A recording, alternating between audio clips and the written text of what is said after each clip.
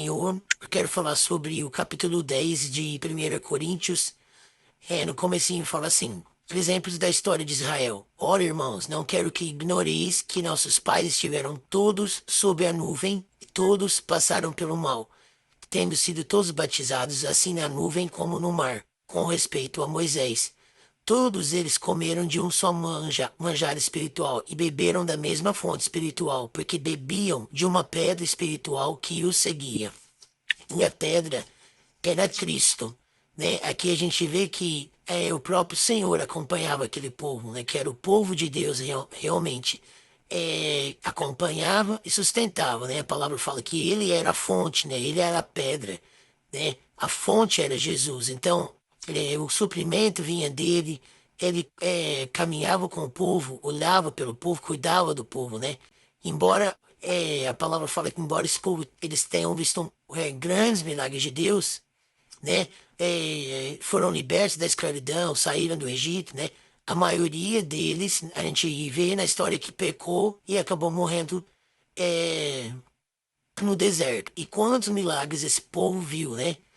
Com os próprios olhos, o maná vindo do céu, a nuvem de dia, para que eles não ficassem com muito calor, né? À noite eles eram aquecidos, então Deus provia tudo, o alimento, o clima para eles, né?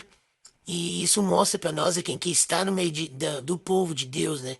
Ou ter experiência não é uma garantia de salvação. Muitas vezes a gente está no mover, no meio de um mover, vendo milagres, vendo coisas, Deus fazendo coisas nos nossos GPs, na igreja, curando pessoas, né?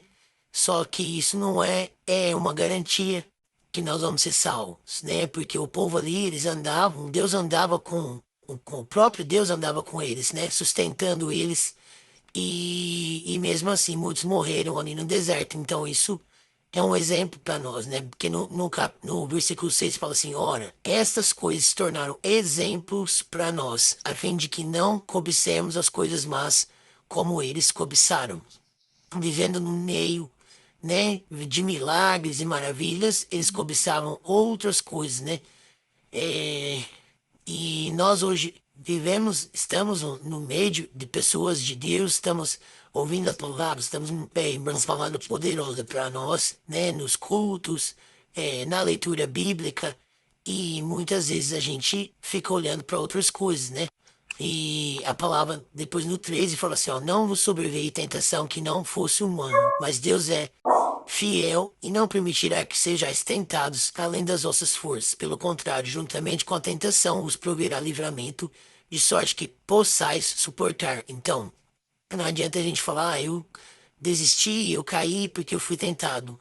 Né? Ele ensina que a tentação, ele não tenta ninguém além da sua própria capacidade, né?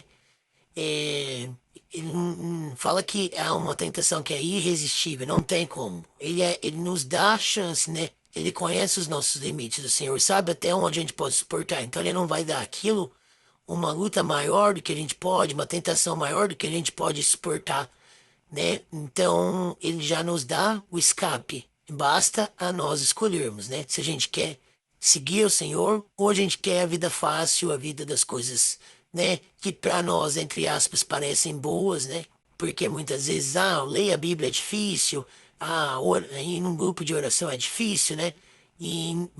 No entanto, a gente vê tantos países que isso é proibido, né? E hoje nós somos livres para buscar o Senhor e muitas vezes nós tocamos o Senhor por outras coisas. Então, não existe tentação maior do que a gente precisa. Então, que esse capítulo ensina a gente um exemplo, né, da história do povo de Israel que a gente não pode seguir, né? Que a gente tem que fazer diferente, porque o Senhor nos mostra que é possível fazer diferente. Amém?